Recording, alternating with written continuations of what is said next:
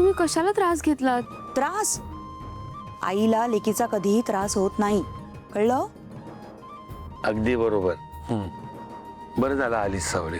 खूप दिवस झाले आपली काही गाठभेटच नाही. बरं वाटलं. हो ना, जमलंच नाही. पण असू द्या, तसंही मला आता या गोष्टीची सुद्धा सवय करून घ्यावी लागणार आहे. असं का बोलतेस? हो म्हणजे बघा ना, तुम्हाला माझी आठवण कुठे येते? तुमची मुलगी आली आहे ना आता, किरण. मग थोरल्या मुलीला विसरलात तुम्ही? ए ए उगाच टोमणे नाही मारायचे हं?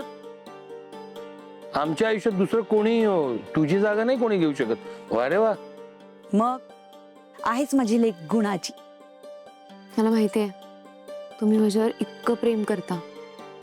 मी फक्त गंमत केली. बर. बरं सावली, मला सांग बाकी सगळं ठीक आहे ना? नाहीये ठीक, म्हणजे एक अडचण आली आहे. वाटलंच मला. तू आलीस तेव्हाच कळलं मला. तुझ्या चेहऱ्यावरती टेन्शन दिसतंय. सांग काय झालं? भैरवी माईंकडे तारा मॅडमच्या गाण्याचा एक कार्यक्रम आला होता. पण तुम्हाला माहिती आहे, तारा मॅडमने आता पिक्चरमध्ये काम करायला सुरुवात केली आहे. तर तारा मॅडमच्या शूटिंगचा मुहूर्त आणि तो कार्यक्रम एकाच दिवशी आलाय. म्हणून तारा मॅडमने गाण्यासाठी नकार दिलाय. उत्तम. तारा गाणं गाणार नाहीये ना? अरे उत्तम ना, मस्त.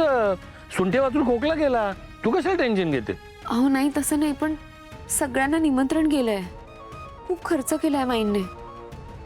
जर हा कार्यक्रम रद्द झाला ना तर माई खूप चिडतील. आणि मग त्या चिडल्यावर काहीही करू शकतात. मला फक्त एकाच गोष्टीचं टेन्शन आहे की माझ्या घरच्यांना काही त्रास नाही झाला पाहिजे. ए सावली, त्या भैरवीला घाबरण्याची काही गरज नाही, कळलं ना? आणि आता तू सक्षम आहेस तुझ्या घरच्यांची काळजी घ्यायला. काय उगाच टेन्शन घेतेस? मला पटतंय तुमचं, पण मी दिलेल्या शब्दाचं काय?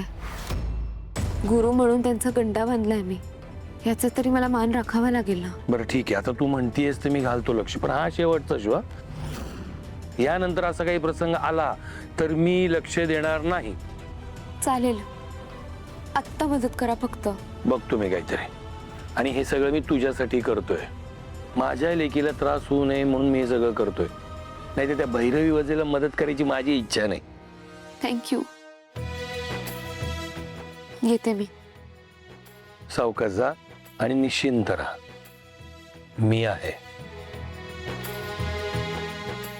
येते.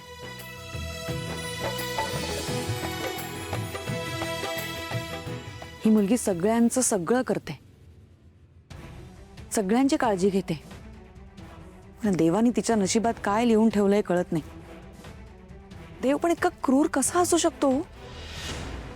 एवढ्या चांगल्या मुलीच्या नशिबात संतती विरह कसा लिहू शकतो तो? अलका, शेवटी सगळं त्या विधात्याच्या हातात आहे.